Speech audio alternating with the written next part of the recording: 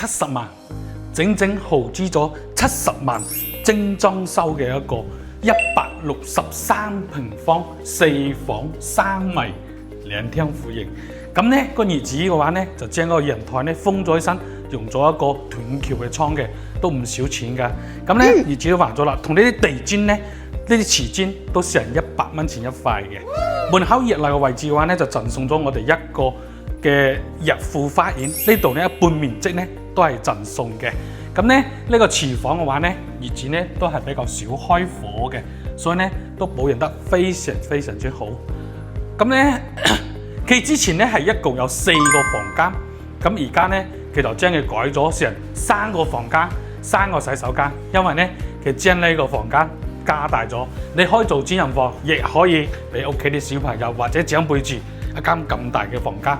咁咧呢邊呢個呢就係我哋一個公共洗手間啦，都係乾濕分離嘅。咁呢佢都係尖牆到頂嘅。咁我哋而家所見到嗰啲呢，其實呢都係牆布嚟嘅，唔係牆紙啊嚇。睇起身呢質感呢都係非常之舒服。咁包括我哋呢個房間呢都係一個套間嘅設計，然之後呢都係望住我哋一個小溪裏邊嘅景觀啦。咁呢佢呢個面積呢係164平方，但係呢佢就已經改成咗3房3衞一個戶型。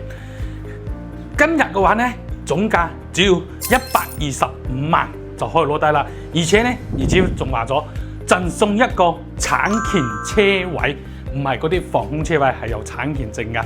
咁佢主人房呢度呢，都係望住我哋一個小溪嘅園林景觀，非常之舒服嘅。咁呢啲窗呢都已經全部換晒㗎啦，總價125萬就可以攞低一套豪資70萬裝修嘅一個3房3衞。